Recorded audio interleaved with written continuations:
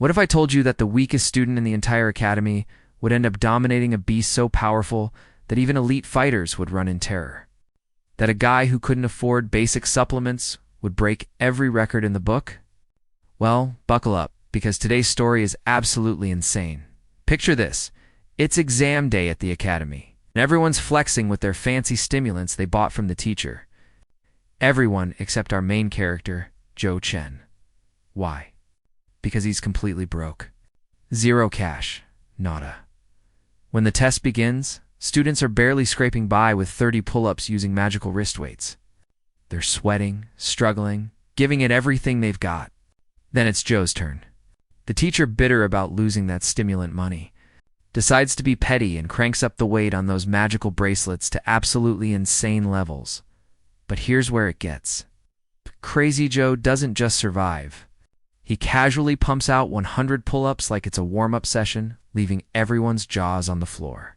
The whole class is losing their minds, wondering how this broke loser just humiliated them all. But before we dive into how he got this powerful, if you're enjoying this recap, make sure to smash that subscribe button. We're dropping the most fire anime content regularly, and trust me, you don't want to miss what happens next in this series. Now, back to the story. So how did Joe get this strong? Let's rewind.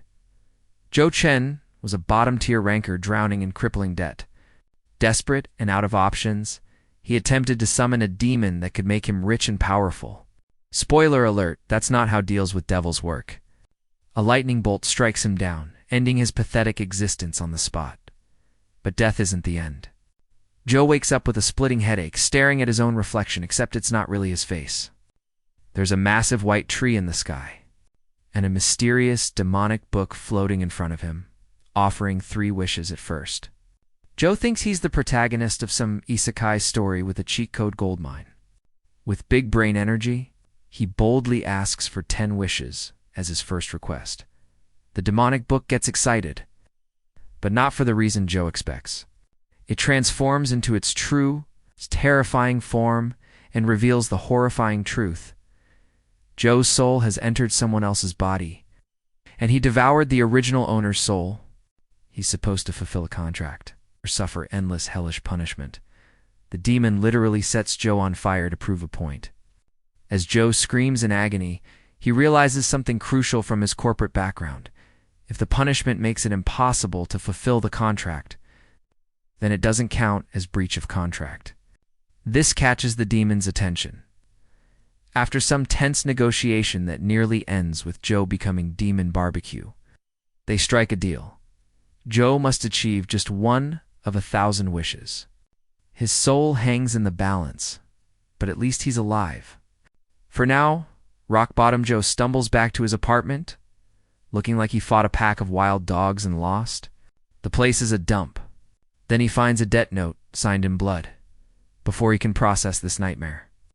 2 loan shark thugs burst in, one wielding a metal bat that connects with the back of Joe's head.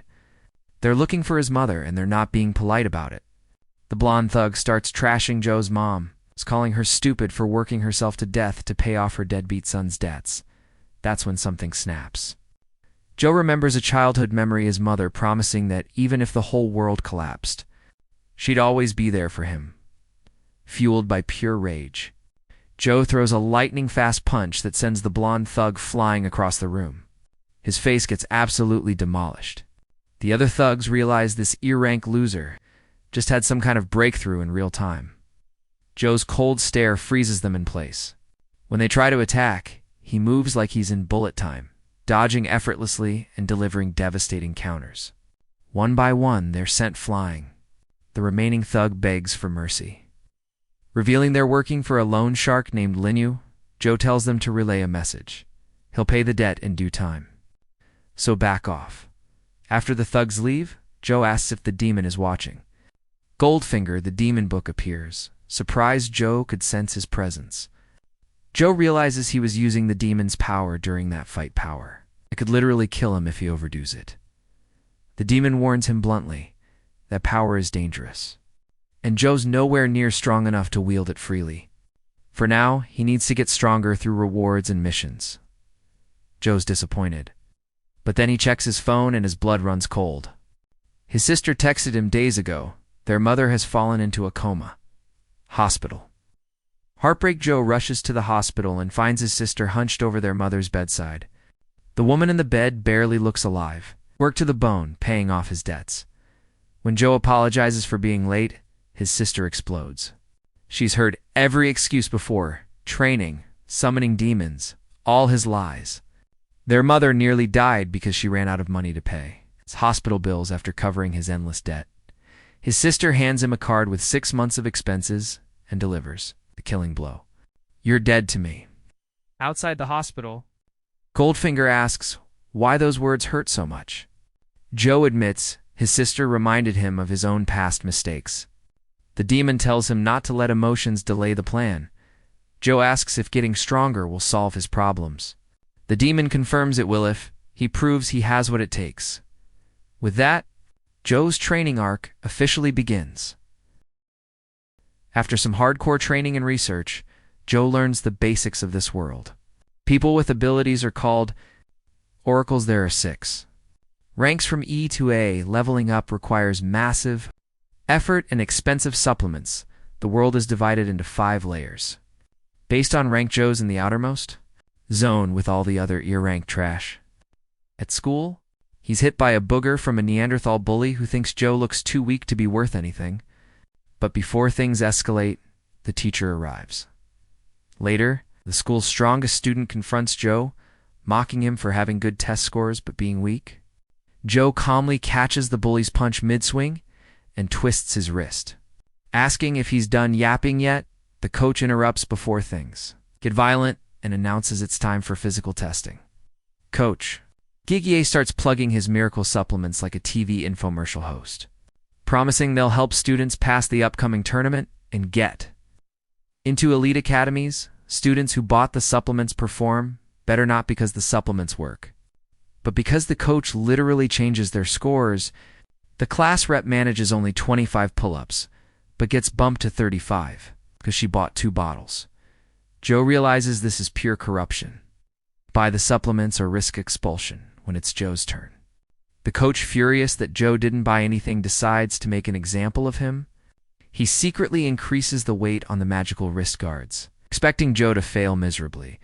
But Joe quickly figures out the crystals in the wrist guards are adding extra weight. He also realizes they must have a limit.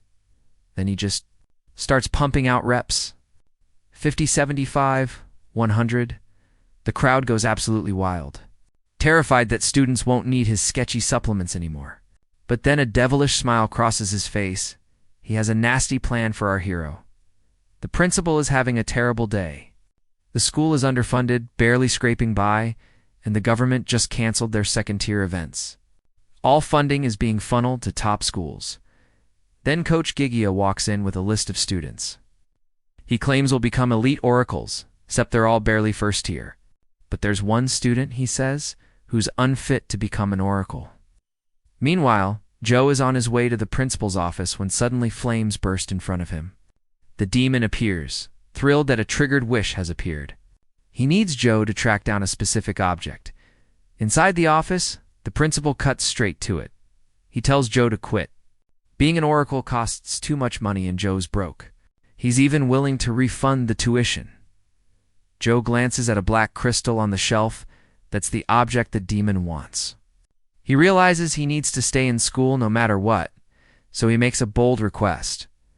Let the principal assess his level again before deciding. The principal extends his hand, and Joe takes a massive gamble.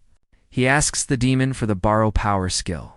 Despite Goldfinger warning him it's insanely dangerous, Joe activates the skill and absorbs as much star energy as possible. Pure aura erupts from his body. The principal stumbles backward in shock. Joe just broke through to level 4. The principal's tone completely flips. He immediately offers Joe a full scholarship, 6 bottles of supplements per week, and asks him to represent the school in the upcoming tournament. Joe seizes the opportunity and asks for that black crystal. The principal hesitates. It represents the school's faith, but agrees, saying if the school collapses, the symbol means nothing anyway. A teacher escorts Joe to the elite class on the 2nd floor. Coach Gigia intercepts them, panicking, but learns Joe isn't being expelled. he's being promoted. That night, Joe crashes in his tiny apartment, wondering how he's supposed to reach level 4 in such a short time. The demon reminds him his borrowed power won't fool people forever. Joe admits he dodged expulsion and got free supplements. So things could be worse. But he still needs a money-making plan fast.